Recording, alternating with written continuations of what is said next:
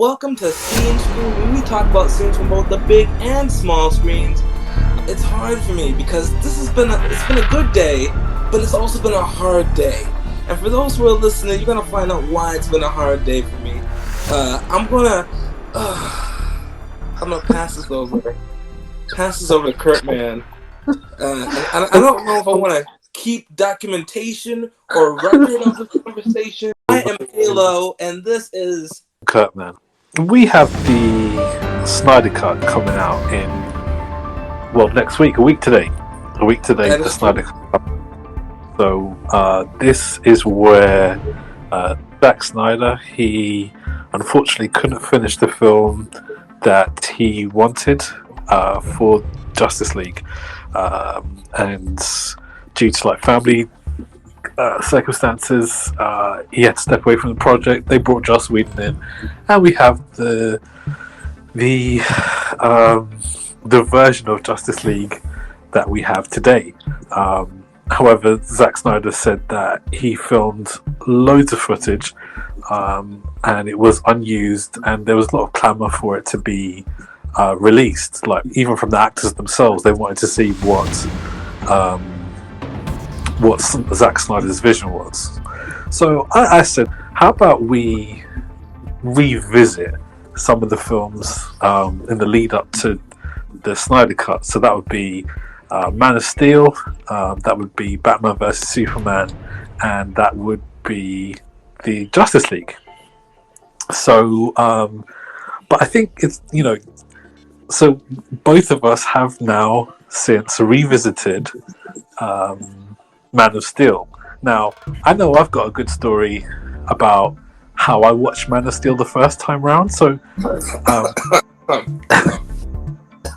and I'm fairly sure my boy Halo has got a good story about how he watched Man of Steel the first time round. So, Halo, what happened the first time that you watched Man of Steel? You're digging, man. I don't like how you're digging at me and you're just setting me up. This is nonsense, man. All right, fine. I'm content just cutting that with a smile. My experience of Man of Steel has been a very unique one, in my opinion. I remember when I was in London, me and my sister-in-law, we stood out there from about 8 o'clock in the morning waiting for the film premiere. I had my camera ready, I had my chair ready to stand on top so I could shoot over the crowd, and it was a glorious day. I was there from 8 in the morning. I think the thing actually took place around 7:30, 8 o'clock at night was when the actual premiere really started. So I was there the entire day. I got some amazing shots. I got this cool, unique shot of Zod signing a Superman t-shirt and Henry Cavill in the background just kind of laughing. I had a beautiful shot of the whole thing. And so I was like, yes, all is right with the world. I go and I watch the movie. Now, Halo doesn't have it like that. We can just walk in and watch the movie. So this is a little bit later, unfortunately. But one day, same day, on the red carpet, I'll go and watch the movie too. But yeah, a little bit later, I get my ticket. I sit down in my seat. I'm in that position where, how Sheldon goes, he does the acoustic check, the type thing. Kind of do my own version of that. I see the Man of Steel sign come up, and I was so excited. And then when I left the theater, I didn't know what to think. I felt bored. I just felt so hurt and confused and discombobulated. Yes, I said discombobulated, and I said, this is not my Superman. And so I hated Man of Steel. I waited all that time to see Man of Steel. I shot the pictures, I came in, I bought my ticket, and then Zack Snyder gave me some nonsense Superman, and I was just so, I don't know, I hated it. I absolutely hated it. And I probably tried to watch it maybe one more time since it came out at home. And then I said, you know what? I ain't never watching this movie again. This is not my Superman. I was like, Mr. Kent.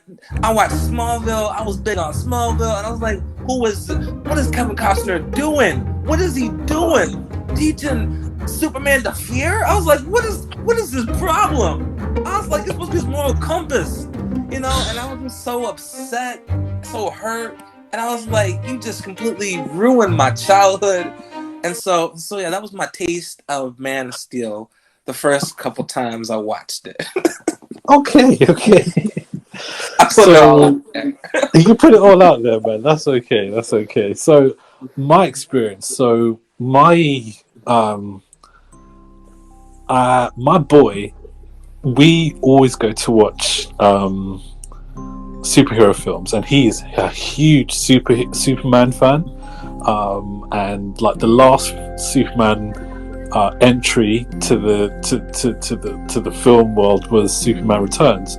It was okay. Kind of felt like we wanted more. So there was a bit of a gap. I'm not sure how many years there was between Superman Returns and Man of Steel. So Man of Steel was announced,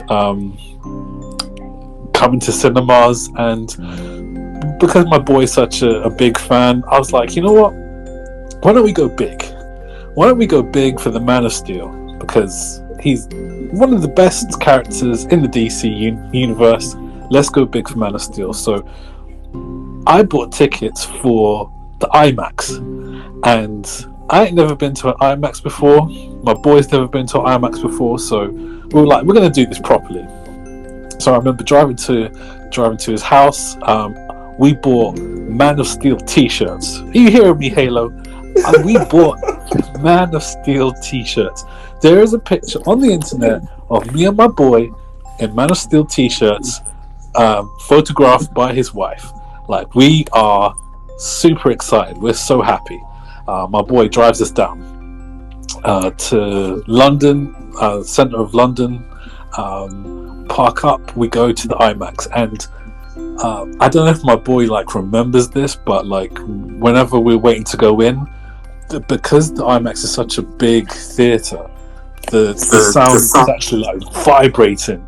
The floor was actually vibrating when we were waiting to come in. So I was like, oh man, this is just going to be awesome. So we go in, we take our seats, and we've been chatting all this time, from the moment I got to his house to the drive down to Central London. We were just been chatting and, just excited about the film. So we sit down and we watch the film in the IMAX cinema. And Halo, we sat there and we watched the film. And we left the cinema in complete silence. And, we were in silence. And we could hear people talking. We could hear people talking as they were coming out, and even around the cinema, we heard people talking. And to contrast this, we went to watch The Dark Knight together as well. And as soon as the credits end, we were chatting. We could not stop talking about it for days afterwards. We loved it. But Man of Steel, there was just silence. There was nothing. So we're walking back to the car, and I don't want to say anything. He doesn't want to say anything. We're getting close to the car, and he turns to me and he says, well, at least I didn't pay for it. And I was like, oh man. Dude. So I feel the same way. Man of Steel was not a good film the first time I watched it. Did not like it. Superman was screaming on screen. He was screaming when he was flying. He was screaming when he was pushing things. I didn't like it. It was too long. Didn't really like what they did with. I didn't like Lois Lane either. Didn't like what they did with Clark Kent. There wasn't much to like about it. It didn't feel like a Superman movie. So, like you, I did not leave the cinema feeling good about Man of Steel. So, fast forward now to 2000. 21, and in the last 7 days, we have both rewatched it. Now, before we get into it the second time round, so like, this is almost like Man of Steel revisited. I need to ask you, Halo, what kind of pie do you like? Um, What's your favorite well, kind of pie? I like sweet potato pie. Sweet potato pie, I like meringue pie. It's a tie between meringue those two pie. pies. Okay. Now, I wonder, do you like humble pie? Man, quit poking at me. Why you gotta poke at somebody?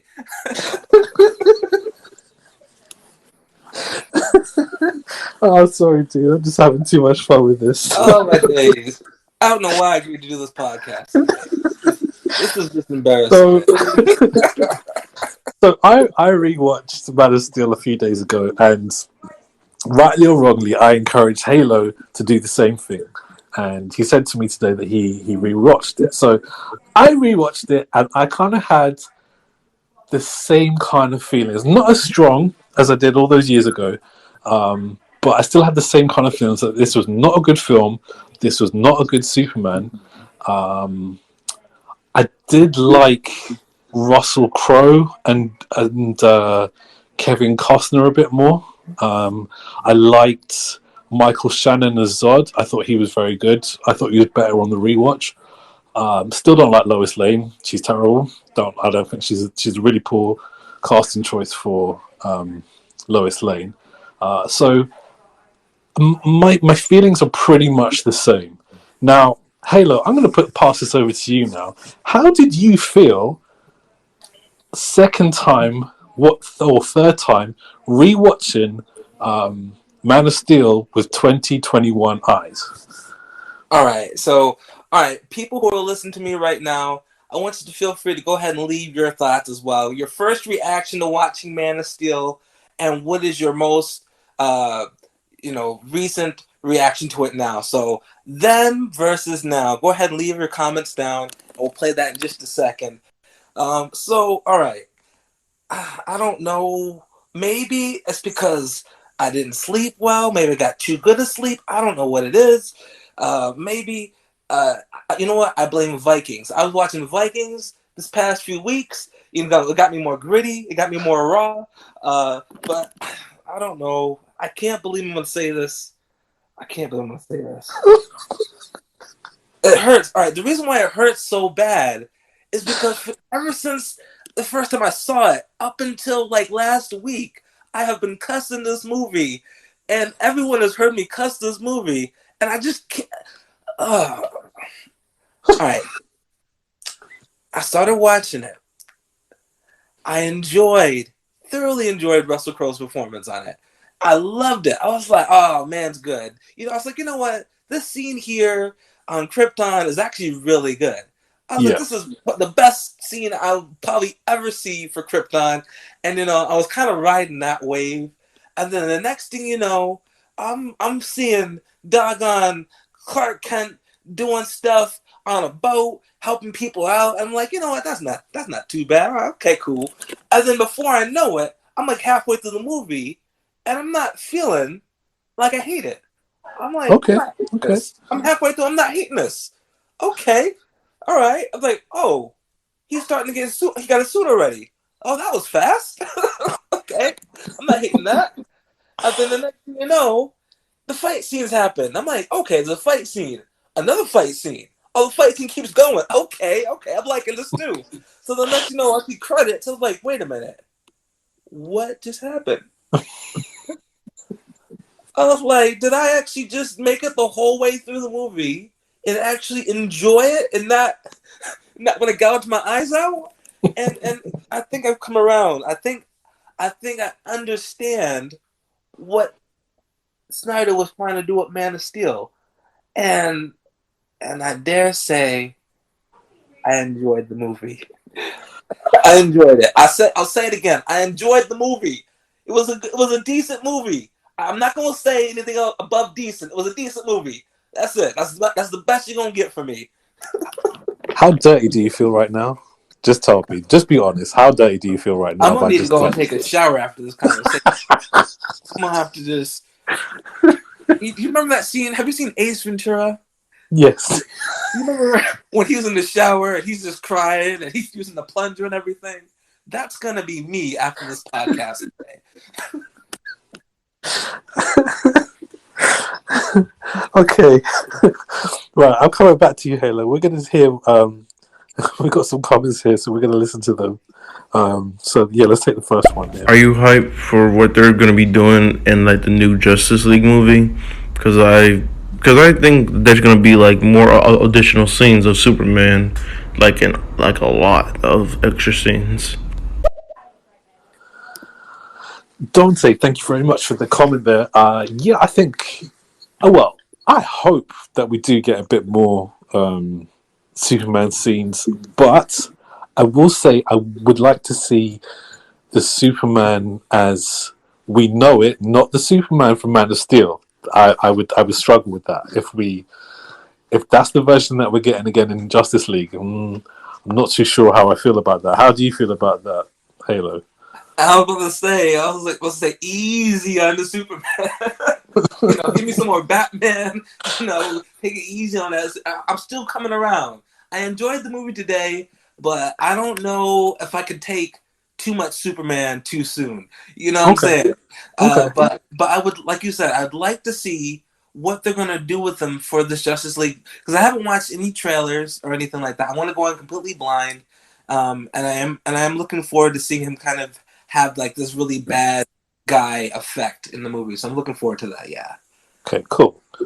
Just gonna take this other comment. My first thought of Man of Steel was I was just like, huh, we never seen this part of Krypton, and like we're actually seeing like how he got sent to Earth and everything, and like what up led up to that, and then like the movie slowly was going on. I was like, okay, this is all right.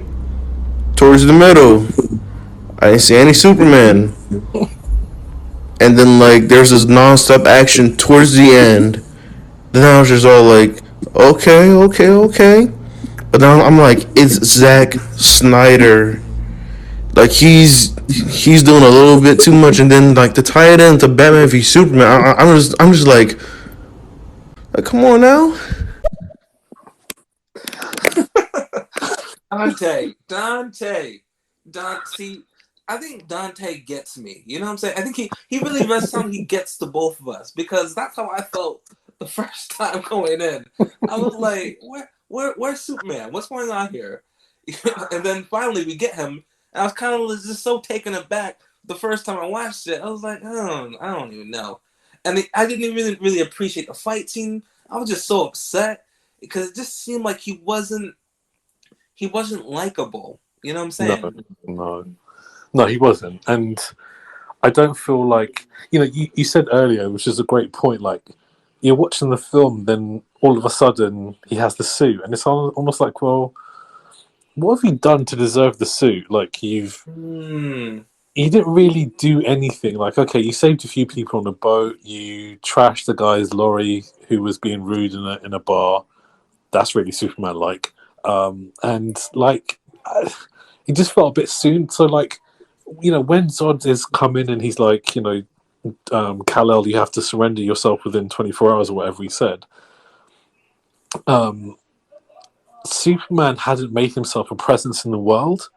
Like he'd only just kind of found out about his heritage and all that kind of stuff. Like he wasn't somebody that required that level of attention, if you know what I'm saying. Like Zod held up the whole earth. Like he took over all the airwaves to make this announcement that he's coming for Kal-El. But this guy was just on the farm with his mum. He wasn't really doing anything to kind of warrant, this amount of attention, if you know what I mean. No, I get you, dude. I do get you, and I think the reason why I had such a difficult time getting my head around Snyder's Superman is because, like you said, in the previous movies that we've seen him actually kind of just be this beacon of light, and he just exudes optimism, and that kind of helps make you want to naturally follow this guy and root for this guy. But with the guy that we saw in Man of Steel, he was very much kind of, conflicted. He was very much kind of like, well, I'm going to try to be underneath the radar. And he wasn't really, he was kind of, it seemed like he was half-hearted even about saving people, about doing the right thing. And so you're kind of like, well, it's just some regular guy with powers. And when he is, even when he's even told by his dad, that, look, you're supposed to be the light of humanity. You're supposed to help lead them and show them the best side of yourself and help them see the best side of themselves. He still didn't really even seem like he embraced that. He kind of was just reacting to the situation instead of leading the situation, in my opinion. Yeah, yeah. Um, yeah, he didn't really. He was hiding in plain sight, but he wasn't doing anything like heroic or hero worthy. Um, it just seems so ordinary, and like this is a larger than life character, like you said, that people look up to, like aspire to being.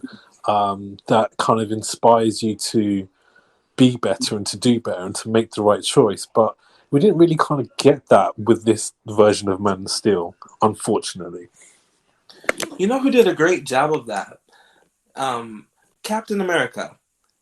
Yeah, yeah, Saying that whole persona is what I would say is what I was expecting to see Man of Steel kind of portray.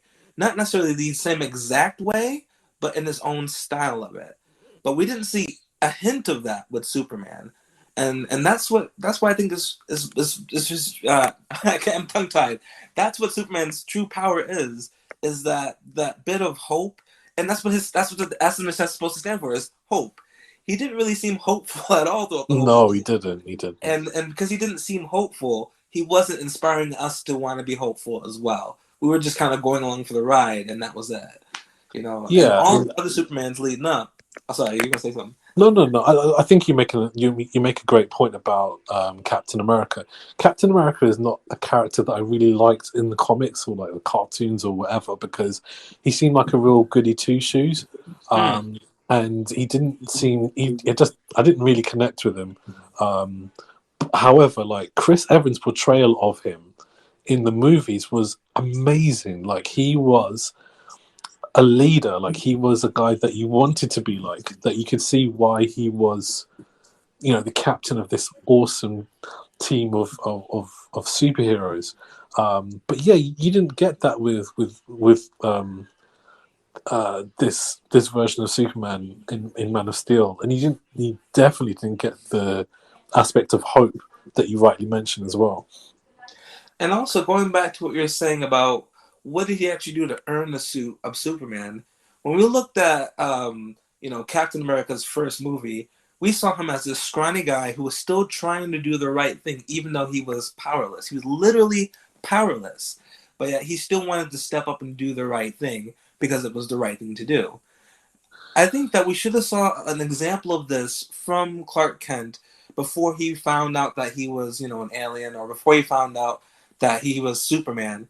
In the shadows, where he's deliberately trying to find a way to save lives and to be a positive influence, or even just in his interaction with people on a human level. Hey, this person's being this way. Don't worry about it. Let's get past it. You can overcome that. Trying to portray that type of hero vibe, but we don't Yeah, really see that. no, we didn't at all, and that was really disappointing. That we didn't get to see a Superman that kind of inspires us. So Halo, what was it that kind of changed your mind about the film? What was it that you saw that you kind of liked a little bit more, or that kind of swung it in the other direction for you?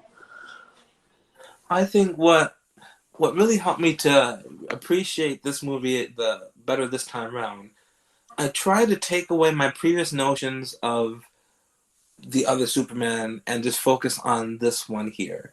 Focus Hmm. on the story we have in front of us, and just try to just look at what I'm seeing and just respect the story.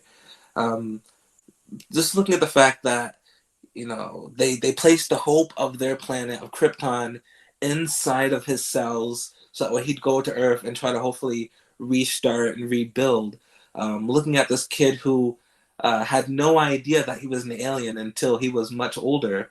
Around like I'd say around 12ish, figuring out that he's not like everybody else, that he's not enhanced by God, but that he's actually an alien, and then trying to figure out how he's going to come to grips with that, and then seeing that his dad is saying, "Look, you can't be yourself because if you're going to be yourself, it's going to draw unwanted attention, and the world's not ready for that." So, seeing how he's trying to deal with the conflict of his dad's message and what he wants to try to do, which is trying to do the right thing, um, I could kind of appreciate more of where he was coming from, and then seeing that fact that he left his hometown because his abilities were, we're gonna get noticed around people. So he went place to place, and when he realized that he was getting a bit too hot, he'd have to move to the next place. So I think it was just really just focusing on what Snyder was trying to say, and just look at it from that point of view, and letting go of Christopher Reeves, letting go of Tom Wellings, and just focusing on Henry Cavill's interpretation of Superman. So you kind of felt a bit more sympathy for the for Superman Clark Kent, and now that you rewatched it. In a weird way, no. I'm gonna contradict myself. So here's what I found. I think the thing that made me really like the movie, I liked everything but Superman in the movie. Does that make any sense? Because I really liked. So I really liked Russell Crowe's version of what everything Russell Crowe did. I felt kind of in a sense carried the movie along. Because if he hadn't been in this movie, I don't think the movie would have worked. Everything that he building up, in the beginning, and when he met up with Clark in the spaceship, everything there that he did just held the movie together. That was the glue that literally held this thing together. If you edit those out, everything with Henry Cavill by himself doesn't work, in my opinion. Whoa, we're coming hot. We're coming hot today on this pod. So, what you're saying is you felt that the Jor-El character, the father of Superman, was central to Man of Steel being a good film. I'll even give the co-pilot to Zod as well. Between Jor-El and Zod, those two people carried the movie. Superman did very little work to help bring this movie along, even though it was named after him, in my opinion. Okay, no, bro. I completely agree with you. Like, I'm not going to disagree with that. I really liked Russell Crowe's depiction of Jor-El, and he was more kind of like a figure that was inspiring. Do you know? Like, that wasn't. I kind of got, his take, like his version of a Jor-El was very kind of inspiring. You saw what this guy was doing. Like, he sacrificed his son to preserve. He saved his son rather than him and his wife. But you got his reasons for doing it, and you understood what he was doing, and he carried himself like he almost carried himself more like a superhero than Superman does in the film. Michael Shannon as Zod, like, he was brilliant. Like, he's pure hatred. Like, he's a proper villain, but he was totally underused. He didn't get enough screen time, and dude, the guy's name's Zod. He has one line. That's it. Kneel before Zod. It's not that hard. It's not that hard to work that into a script. But they couldn't even do that, man. They couldn't even get him to say kneel before Zod. I mean, what's the point of having Zod if you're not going to get him to say kneel before Zod? I don't know. Like, it don't make no sense to me. So yeah, I agree with you. I feel like those characters really helped the movie. There were really strong casting choices, and again, probably weren't used as much as I would have liked to have seen them. Yeah, no, I agree with you 100%. And in fact, Michael Shannon really surprised me as Zod, because I've seen him in a few other projects, and he didn't, in my opinion, really do as well. Um, One of them that comes to mind, what was that movie with Jason Gordon-Levitt as some bike messenger guy, and he's like a cop trying to chase him and pull him over? Do you know what I'm talking about? Is it Oh Rush or something? yeah, and um, yeah, Gordon Levitt's on a bike or something, isn't he? Yeah, I Yeah. know I know what you mean. I can't remember the title. But Michael Shannon was terrible in that movie. I was like, he's gonna be Zod? Are you serious? so I was a bit surprised at his performance. So he did a really good job in this film. And I think he really brought the energy. Like I said, he really brought the hate. Uh, Especially when he said, look, you ruined everything. I was born to serve Krypton, and you just Yeah, destroyed everything. So I yeah, was like, no, I get it. I get it. I felt his anger. yeah, definitely, man. Like the scene where like he's about to be sentenced to the Phantom Zone, and he's standing in front of Lara, I think, so Superman's mom, and he's like, "I will find him," and like he he's you can see like the pure hatred and pure venom coming out of him. Like he's not messed about. Like it doesn't matter that he's being sentenced to the Phantom Zone. Like he's on a mission, and like it was that hatred that drove him to eventually get to Earth and find Kal-El. So I think there were some good choices in terms of the cast. When we get on to okay, so let's change tact here slightly. So we've spoken about Jor-El, we've spoken about Superman, and we've spoken about Zod. Now, when you come in to watch Superman, and indeed, whenever you come in to watch any superhero movie, you want to see action. You want to see good action.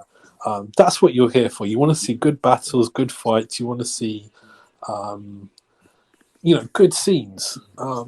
Now, I feel, and I could be a bit harsh here. I don't think I'm harsh.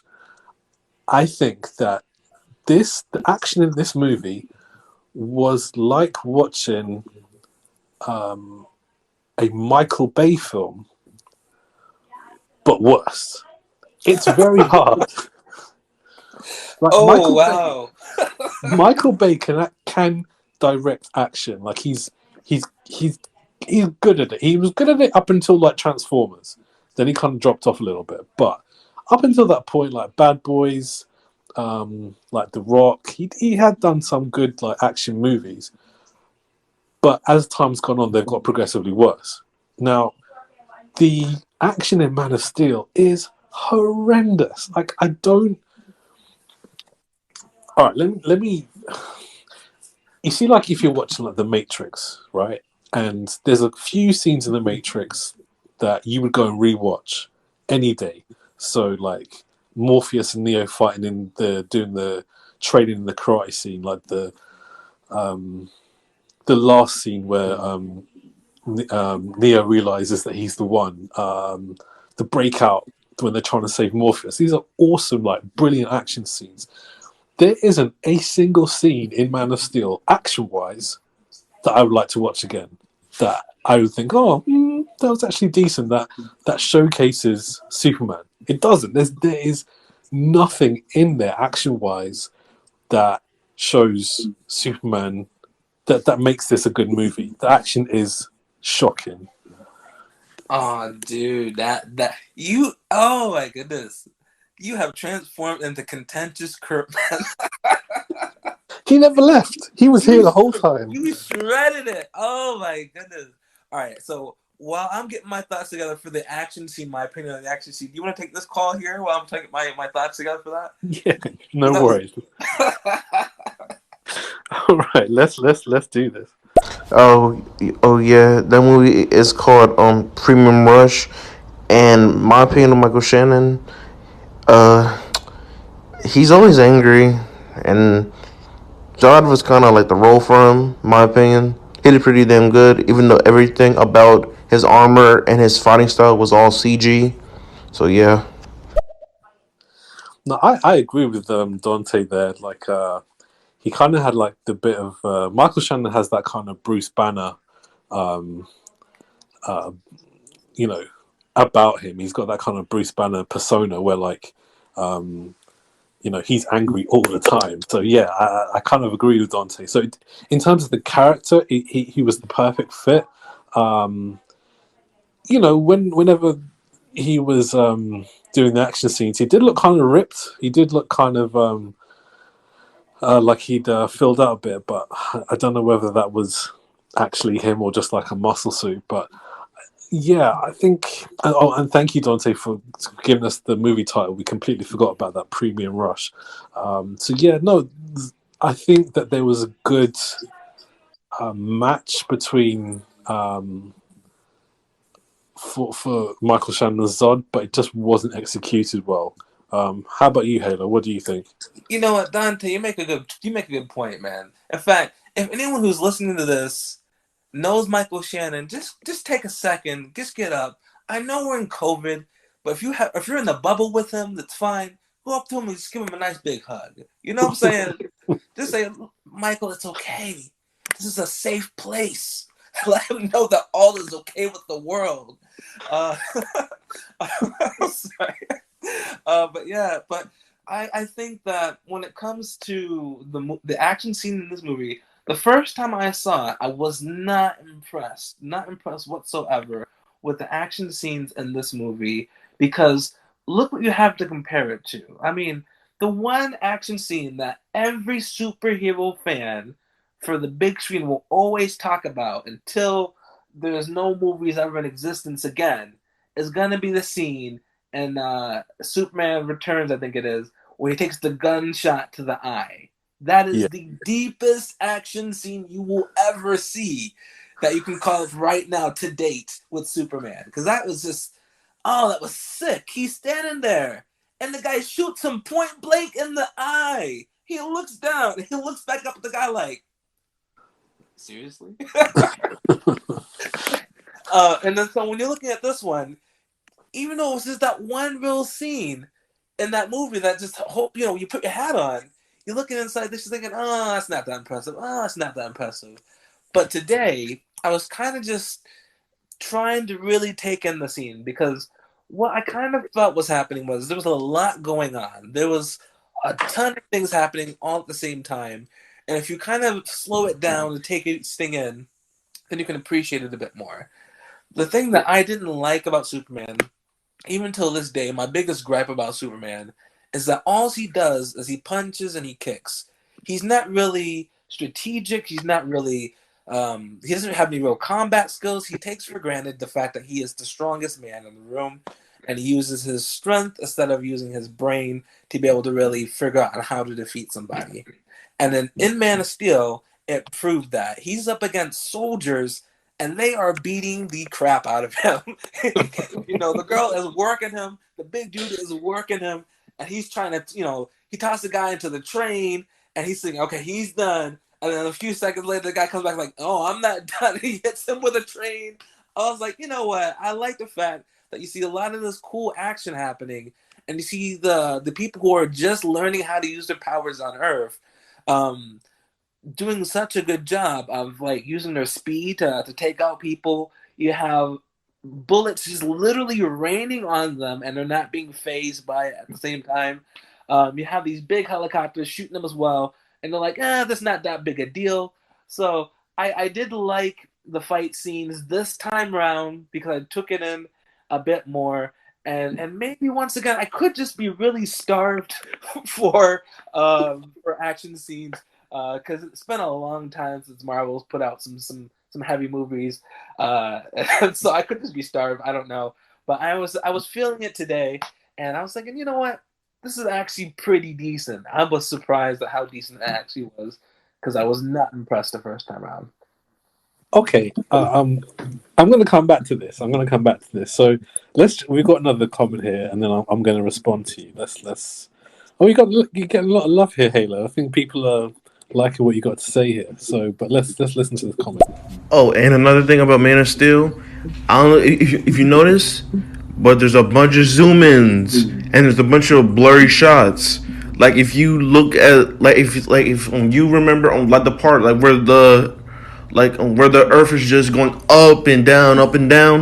That's the camera zooming in and out, like, and that makes me nauseous sometimes. Like I was just like, oh my god, what the fuck? Like why am I keeping going back and forth, like zooming out, in and out, in and out? Like what the fuck?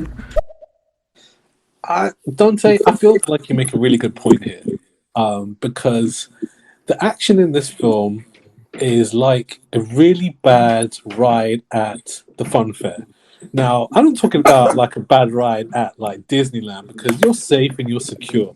I'm talking about those pop-up ones that you see like in a park randomly. You don't even know they're coming, but then the next day you see the fun fair there, and there's a ride there, and like this ride is making you nauseous, and you can't stop it, and you can't see what's going on.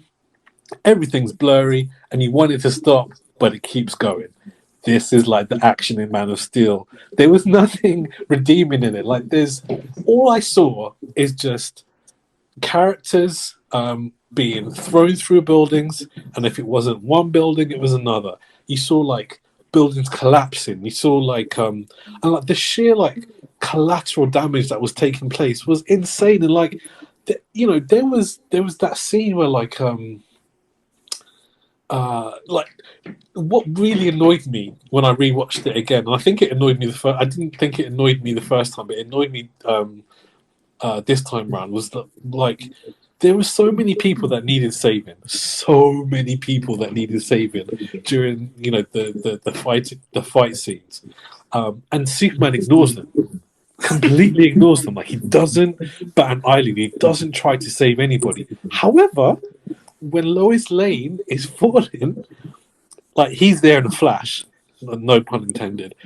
And I'm just like, come on, man! Like, I know he doesn't even know Lois Lane like that to be so like wrapped up in her. So I don't like the fact that Superman was causing that much damage and wasn't that interested in saving people. Like, I didn't. It was too.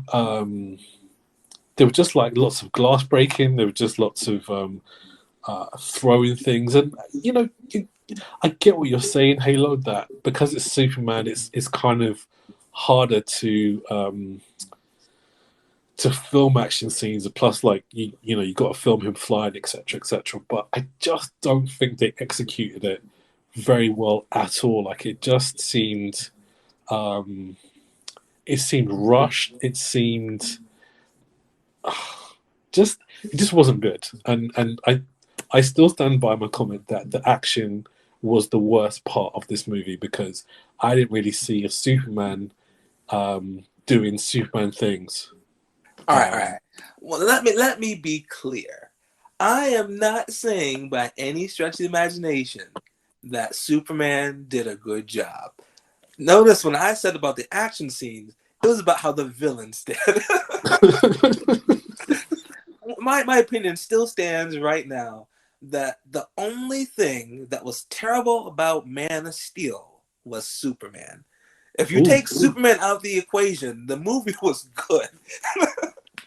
All of this fight scene, like when he went to go fight, like I said, it wasn't that interesting. He got beat up, and I'm glad he got beat up. It just showed him that he needed to work on some things. He needed to let him go and fight. If you look at the very beginning of the movie, Jor-El can fight. He punched Zod in the face a few times. I was like, okay, that's what I'm talking about. You know what? Forget Henry Cavill. Let Russell Crowe just be Superman. Let's just roll. Let's go like this. Let's make it the Jor-El show. You know what I'm saying? He came out. He beat him down. He took out all these other soldiers as well. I was like, wait a minute. Aren't you supposed to be a scientist? These are soldiers, and they're a scientist, and they're taking people down. I was like, you know what I'm saying? And then we see Superman, Clark Kent, just coming in here punching and kicking, and he's not doing much. He did save one person. He saved that one dude from the helicopter. He's like, "You okay?" And then he got punched in the face. I was like, I was like, okay, that's kind of cute. I like that. I don't know, but he needed to save a lot more people. I love your point there. Our Superman would have tried to save some of these people from some of these falling buildings. Try to use his heat vision to try to clear a path or something. But this guy, he's like, no, I'm wrapped up in just trying to fight Zod. I'm wrapped up in trying to do my own thing here. I could care less about human life. And then that's what I was kind of saying. Like the first time I watched Man of Steel, I really didn't feel like Superman cared about the people, and that followed into Batman versus Superman as well, where you didn't feel like he loved the people. He just felt like, I have these responsibilities. I'm just going to react to situations, and that's it. And that's not Superman. No. So, guys, the guys that are listening right now, we had Halo there, and he's saying that Man of Steel wasn't good with Superman in it. So Halo just wants to watch a film called Man. He don't need no Man of Steel. He just wants a film called Man. Halo, I'm just kidding. We're going to take a few more comments here. I think a really weird thing about this franchise is that instead of Superman being a source of hope, and that's the way they film him, Superman in these movies is filmed as a source of terror. In almost like Man of Steel, Justice League, he's always angry and screaming, and people look at him, even the way he's filmed, they're looking up at him, and he's this kind of terrifying force. You wouldn't want him to save you. So in Man of Steel, it makes sense he's not saving people, and it almost makes Lex Luthor, his plans sane, and I'm on his side. Whoa. Sad and creepy. I like your vibe. I like exactly what you're saying there, and I completely agree with you that he wasn't a source of hope. But you take it one step further, saying he was a source of terror, and I kind of get that. He was not the Superman that we've all come to know and love, and he didn't do anything that kind of made us love him as Superman. What do you think, Halo? Sad and creepy. I love the name, by the way, Sad and Creepy. hopefully you're not so sad, but yeah, we don't mind creepy. I want to take what you say and I want to flip it. What if that was what Snyder had built the whole franchise on? You're so used to seeing Superman as this goody two-shoes guy, and you make him the bad guy because he is really powerful. So the only way you can really make it interesting is by having that tension of the super powerful guy having to go up against the Justice League. And I get that. I can kind of roll with that. But in order for it to work for me, I need to see it where we have our version of Superman and then he gets turned to this dark Superman. That would sell it for me. Not have some guy who kind of just doesn't really care. I call it, I think it's because he feels like he looks too good. He doesn't really have to care because people care about him. And I'm getting a bit shallow, I know, but I'm thinking that's what he comes across as. He's thinking, I'm this powerful guy, I'm this good-looking dude, I can do what I want, and I'm just gonna do what best suits me, and I'm gonna respond when I want to respond. And that's not Superman. Superman is a very selfless person. So yeah, no, I'm conflicted. Okay, thanks for that, Halo. We're gonna take another comment here. And the thing about this movie as well, his heat vision, it only really came around whenever he was just it looked like that he really couldn't control it. It would just come at random sometimes. What do you think about that, Halo? I'm not gonna lie. The heat vision had me think back to Smallville days, and I was just laughing.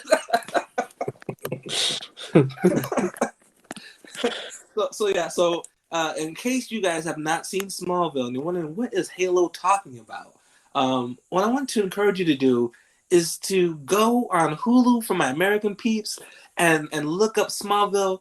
If you're in the UK or anywhere else in the world, I don't know where else to send you, but look for Smallville or you can go on YouTube and look up Clark Kent gets heat vision and you'll laugh too. But it kind of... You're right. It's one of those things where sometimes he has control over it and sometimes he doesn't have control over it. because he used it when he went to get the spaceship out.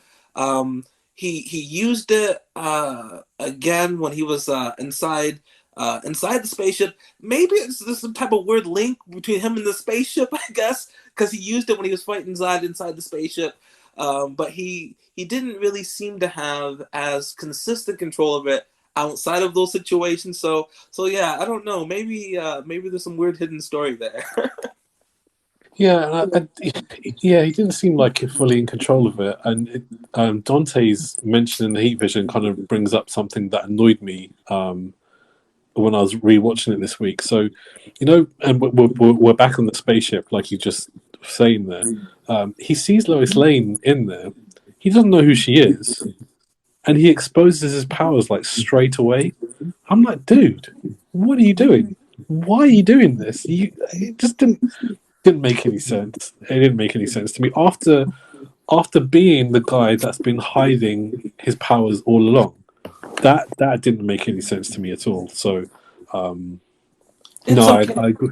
It's okay because it's not like he exposed his powers to someone that that wasn't discreet, that wasn't trying to go about and letting people know public information like that. She's a very discreet person, so he Yeah, picked a wise choice. she's real quiet. He shows some good discernment there, man. I don't know. He should have picked a mime or something. You know what I'm saying? No, he goes for a reporter, a Pulitzer-winning reporter, the biggest blab, the biggest snitch in the world. Oh dear. Right, let's gonna take another comment here. Yo, I got an idea for a movie though. How about Blade versus the Punisher? You know? Screw all this kid stuff, man. There's Superman and Spider-Man and all these. Let's do a Blade and the Punisher. And they go to war against each other, in like a gritty New York City kind of vibe, So we've had Batman versus Superman. We've had Avengers facing off in Civil War, but we've had another idea live on stereo. We've had somebody suggesting Rugged Life, suggesting that we have a Blade versus Punisher. So what Rugged Life really wants to see, I'm guessing, is people getting hurt. Because Blade and Punisher, they're not here to like hold hands or to talk strategy. They're here to hurt you. So I think Rugged Life wants to see some good action, which we didn't get in Man of Steel. What's your thoughts on the Blade versus Punisher movie, Halo? The only way to make that even more bloody would be having John Wick as the referee in that movie. Oh snap! Yeah, that would be a very epic film. And in fact, you should pass it over to Marvel because they could definitely do something with that. Because that would be a great pair up. And who knows? We might actually see those two side by side on the screen someday. Because Punisher is over in the hands of Disney now. Blade is in the hands of Disney now. So, hey, I'm down for it. You get the petition going, I'll sign it. That doesn't sound right, man. Blade is in the hands of Disney. That's just 2021 for you, man. It don't make no sense. So let's talk about possibly the most controversial scene in Man of Steel. I feel like this is a scene that divided a lot of people, and if you were a Superman fan or like a comic book fan, I feel like this was the straw that broke the camel's back. So the scene that I'm talking about is not unrelated to what Dante just mentioned there with Heat Vision. The scene I'm talking about is where Superman kills Zod. Spoiler alert! I should have said that before. But in Man of Steel, Superman actually kills somebody. Now, Batman's my favorite character. I'll put it out there. Batman's my favorite. And Batman will go to certain lengths that others won't. But I still feel like I think people get the impression that he would kill, but I still don't feel that he would. I don't think that's how he operates. Superman is not that guy. Superman does not kill. If there's another way to do something or to find a resolution, he will do it. Like, he's the all-American good guy. And in this scene, in the very first installment of this new Superman, in the very first movie, he kills somebody. And for me, that was a game changer. That was the moment where I was like, nope, this is not my Superman. That for me, Zack Snyder, Henry Cavill, whoever was involved in that decision making, that was terrible. No, shouldn't have done it. Bro, do you remember that meme, that gif of Tracy Morgan? He's in the, I he's know in where you're going the with it. he's in the car with Bruce Willis. He's just like, nope, nope, nope, nope, don't like it. No, that's how I felt, and I felt it was disappointing. It was disappointing. Doesn't cover it. It was awful to see Superman doing something like that on the big screen. Yeah. Oh my goodness. All right. So first, all right. When I was watching it this time around, my reaction was, why didn't Superman just literally fly Zod out of there? That would have Yep. that would have worked. He could have just flown Yep. him to a different spot. But no, he's Put his struggling with him on the ground. But he could have just flown. You know, turn his head another way. Put your hands over his eyes. even if you can't turn his head, just fly. It's like that whole. Remember Hancock when when the train's coming and he just kind of like smashes the train, and they said, "Why didn't you just lift the cart off the track?" And he's like, "Oh, I didn't think of that." I was like, Superman, you could have just flown, man. You didn't have to just stand there while he's trying to kill people. It was a deep scene. I think I didn't like it personally, but I think that what Snyder was trying to go for, and this is what I'm surmising from what I've seen, is that Zod was the very last of his people. And with Superman killing Zod, he was in a sense kind of killing off uh, the hope of there being more of his people. He destroyed the ship. He destroyed this last fellow, Krypton person. So that was deep, I guess. But I think that it was senseless. Like, there was no need for him to go that extra mile of killing when, there was so much other things to set up. I mean, it kind of feels like he was trying to overcorrect so much to let people know that, hey, this is not your stereotypical Superman. I'm gonna make sure you know this is not your stereotypical Superman. This is my Superman. I'm gonna make him do this crazy thing that Superman would never intentionally do anywhere else, which is killing Zod. And I kind of feel like, in a weird way, he kind of just stuck his thumb in my eye when he did that. So yeah, I get how you feel. I'm in total agreement with you that he didn't need to do that. They didn't need to go that direction with him. If they would have waited and they had him kill somebody when he turned bad, then that would have been a cool contrast. But right now we're trying to see the good in Superman, and we didn't even see it up until that very last few moments of the movie. And I think that he kind of just ruined the Superman character by doing that, in my opinion. You just spoke there about like Zack Snyder sticking his thumb in your eye. Superman should have stuck his thumb in Zod's eye, and then we wouldn't have had this. We would never have had this, dude. Like I think maybe this scene is causing a few of our listeners to evoking some emotions. We've got some more comments coming in here, so we're just going to go through them and yeah, we'll see what people have to say. First of all, great talk and awesome show, guys. So congrats on that. I think the first time I saw Man of Steel and the whole Superman killing Zod thing, I really, really hated it. Superman's such a blue sky character, such a happy-go-lucky character. It's weird seeing it happen. But, Superman's killed in the comics before, and, he has a I won't try to kill rule. It's not a strict I will never kill rule. And it makes sense for the character. I think in the story, it actually gives it some good drama. It humanizes him a bit. It gives him, not an easy way out. He has to make a hard decision, and I think that is an interesting fold in that story. Sorry, Halo, I didn't mean to cut you there. What do you think of what Sad and Creepy had to say there? I think he's kind of on your side there. He kind of, yeah, we're kind of saying a similar thing. Sounds like Sad and Creepy has a lot more knowledge of Superman from comic books and other history, maybe film, but mostly comic book sounds like it. Uh, the thing that concerned me about what Sad and Creepy said is that it humanizes him a little bit. Sad and Creepy, you better not be in your spare time snapping people's necks. I'm just playing. I'm just playing with you, man. But and I'm serious as well. But yeah, no, I like his perspective of where he's coming from with that. No, and yeah, no, I think it it does do something for the story, but it just doesn't take it in a direction that I like.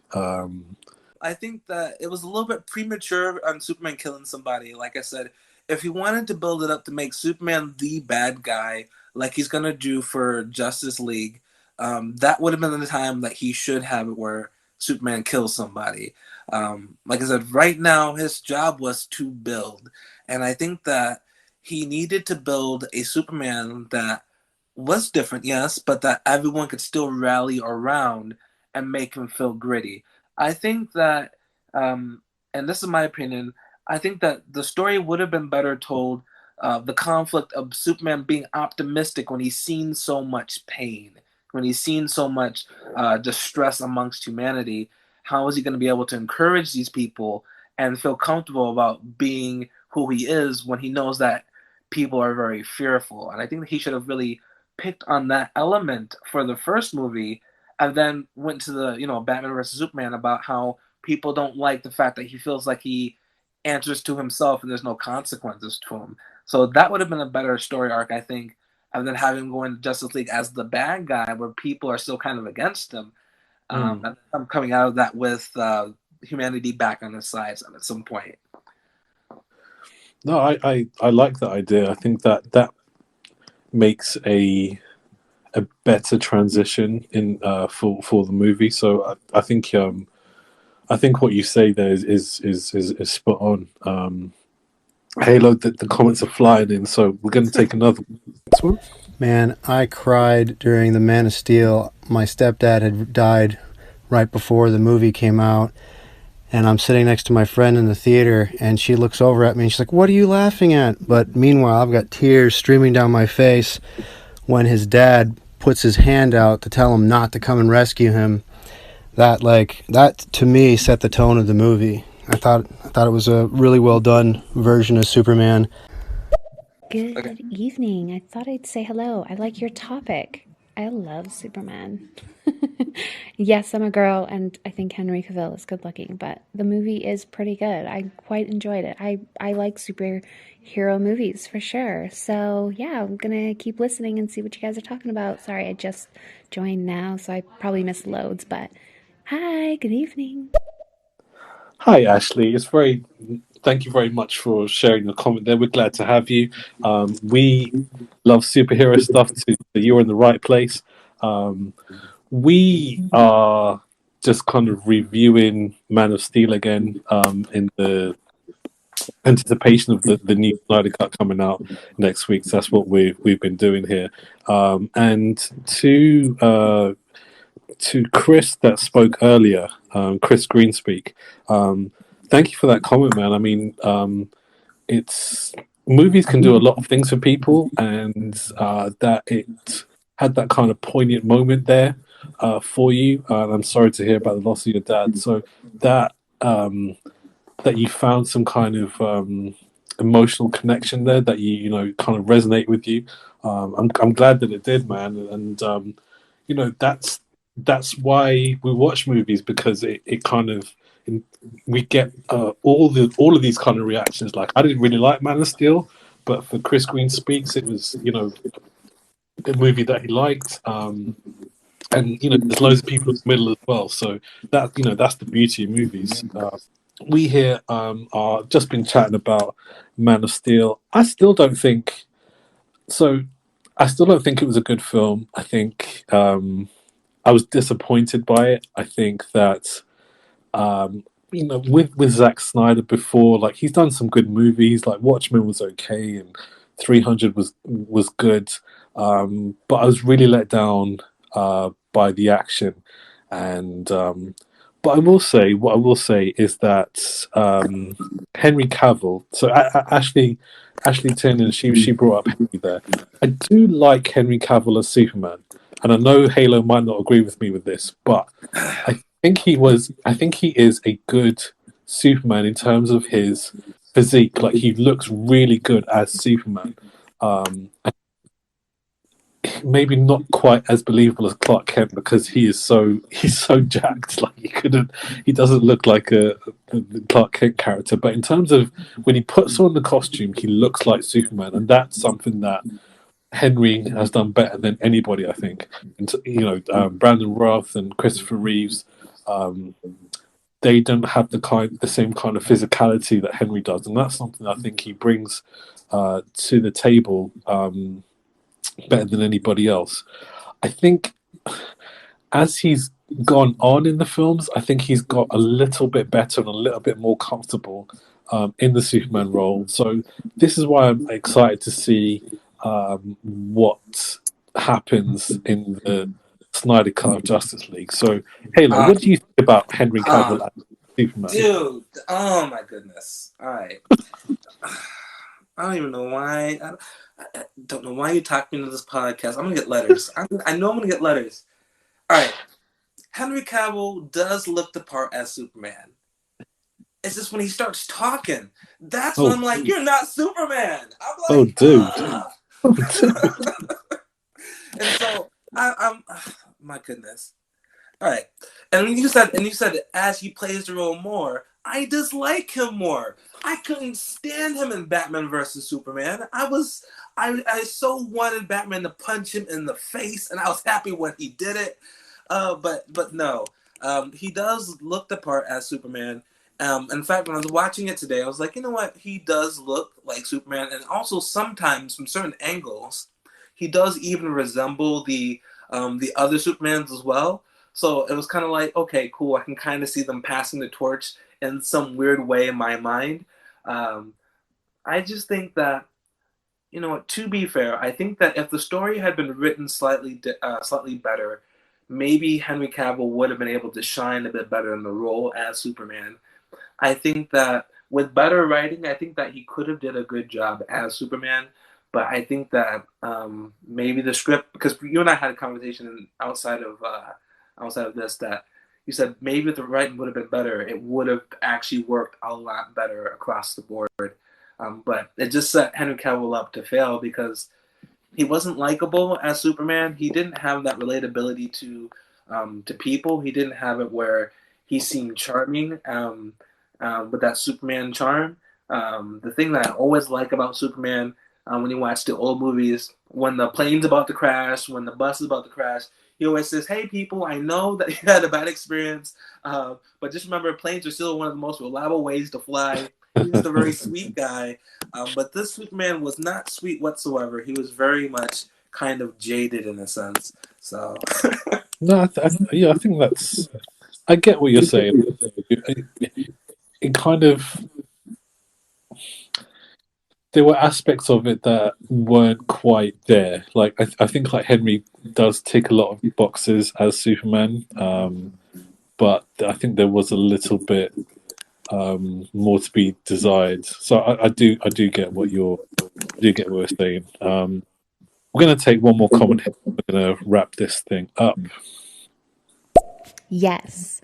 My husband and my two kids were so excited to watch the Snyder Cut there. That's coming out, what is it, a week or two from now? So excited. Yeah, I'm really excited. So, and I think Henry Cavill is, I think he's brilliant for Superman. I think he has the look for sure, like you said, the body image for sure. Yeah, I don't know. As a person who loved Smallville growing up, I used to watch Smallville, like the show Smallville. Yeah, I don't know. I think he plays it quite well and does it. And I think he is progressing as each movie that he plays Superman, definitely. I think he gets more comfortable for sure. Thank you for that comment, Ashley. I think I'm in agreement with you there. I think he is getting better as he goes. And yeah, we're both big fans of Smallville, so you are definitely in the right place. Halo.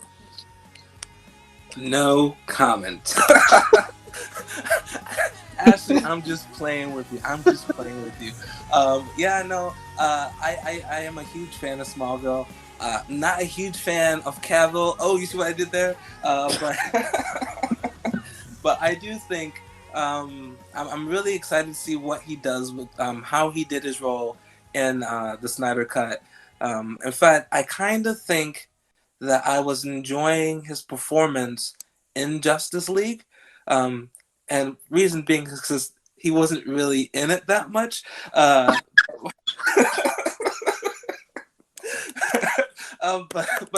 Dude, that's cold.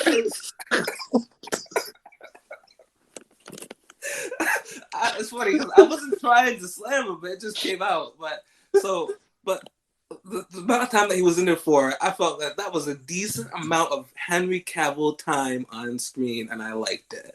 And so yes, a little bit goes a long ways for me. I'm very much a big Batman fan. I'm a big Smallville fan and all that jazz. But I'm just not really feeling Henry Cavill's Superman. He looks the part, but I just think he needs to. Well, no, here's the thing. I think the reason why I enjoyed him a bit more in Justice League is because when he finally became Superman again and he got his memories back, he kind of had that Superman charm. So yeah. he kind of corrected a bit. So if he brings that back into the Snyder Cut, I'm sure it's gonna be towards the way maybe like our 3 hour and 50-minute mark. That's fine with me. I'm fine with that.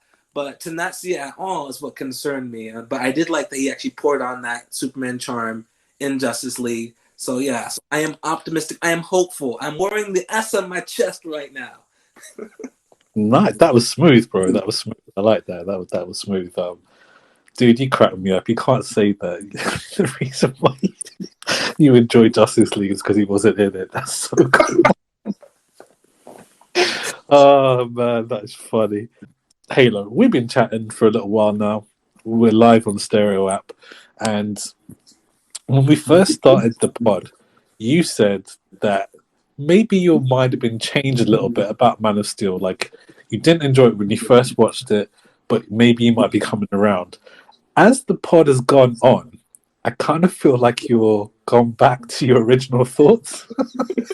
I kind of feel like you're not liking it as much as you did. So, how would you rate Man of Steel second time round?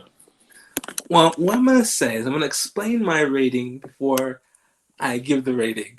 I realized throughout the conversation what I actually liked about the movie, and I liked Jarrell, I liked Zod, I liked the cinematography, but what I realized that I Like didn't like Superman. was I didn't like Superman. And I understand it's kind of like watching Fast and the Furious and saying you don't like the cars. It doesn't make any sense. But yeah, so I liked everything in Man of Steel but Man of Steel himself. So I think I will rate this movie, even though I said that, I'm going to give this movie, I would say 7 chili dogs. Wow. Before I wouldn't watch it again. I would be like, no, I'm not watching it. No way. I'd rather go do my taxes. I'm not doing it. But I sat down. I was gonna watch Batman vs Superman. I said, no, I can't do it like this. I have to do it for the listeners. I have to sit down and watch all of them so that way I can give the best information for the listeners. And so I put on Man of Steel. I was cringing. I sent you the gifts saying how I hated it. But then as it went on, I was like, "Oh, this isn't terrible. This isn't that bad." It's kind of like being on a date with, a girl who has a hump and a wart in the middle of her face. And you think, "Oh, this is gonna be terrible." But then you realize that the humpback has a personality. You can kind of roll with the humpback. And so, once again, if you have a humpback, I really appreciate you listening. But yeah, so I was like, yeah, I can actually roll with this movie. And so, yeah, I felt like this movie was good enough for 7 chili dogs. Now, 7 nachos? No. Chili dogs? Yes.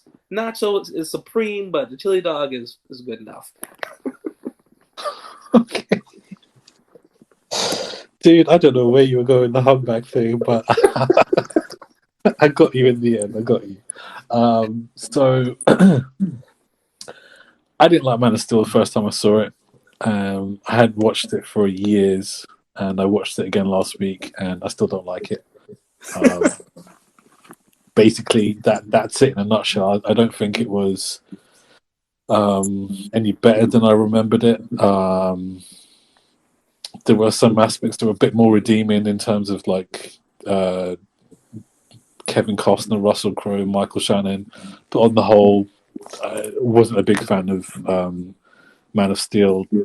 Don't really feel like they did a good job of portraying Superman as we know and love him on the screen this time. And the the thing that I kind of find surprising about this is that I don't think Man of Steel was a good film, but yet the guys at Warner Brothers decided that Zack Snyder was the hands that they wanted to put the whole DCU universe into.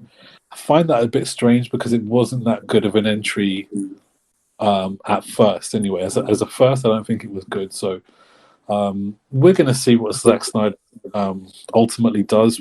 The Snyder Cut is out in a week's time, Thursday the 18th. So we've been reviewing Man of Steel. We're likely to do Batman versus Superman and maybe Justice League if we have time before the Snyder Cut, but we'll see how that goes. Guys, we have sorry, my rating. If you would like to give a rating as well while you're listening, please feel free to say something and record your comments so we can play your rating as well. We'll happily hear that. If you are listening to this after it has been shot live, please leave it in the comments. Please feel free to leave it on our actual superhero community called Super Scene 113 on Facebook. We have a community built for people who want to share their thoughts, their predictions, and their favorite scenes. And so, yeah, if you want to leave any of your thoughts on Man of Steel, WandaVision, Falcon and Winter Soldier, we're going to have all those conversations happening on Super Scene 113 on Facebook. So please feel free to join us for that. We'd love to have you there and to join the conversation as well. Kurtman, your rating, please.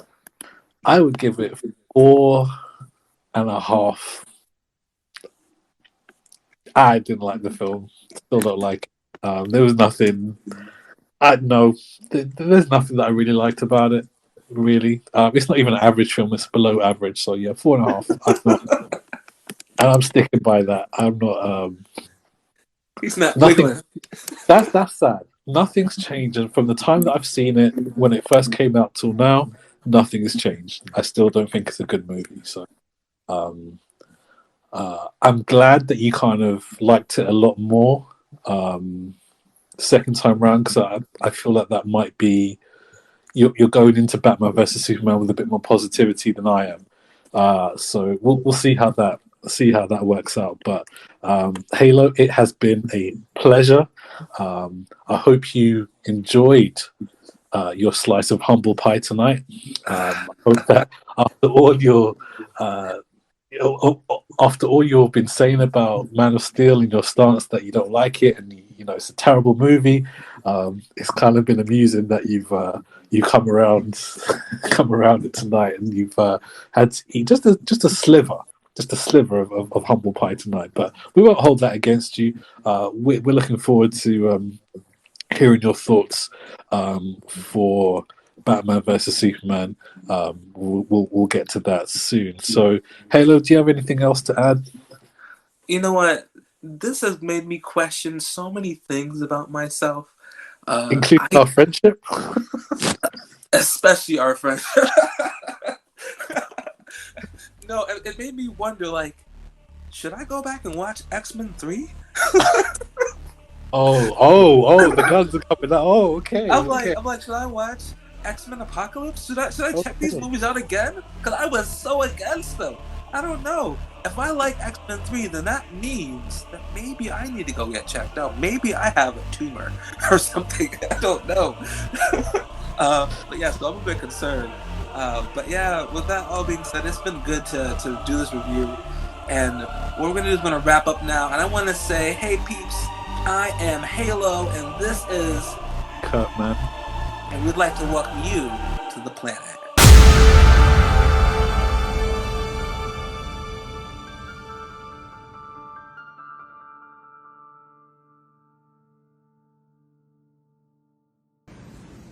What the? That's it. That's it. Einhorn is Finkel. Finkel is Einhorn. Einhorn is a man. Oh my God! Einhorn is a man.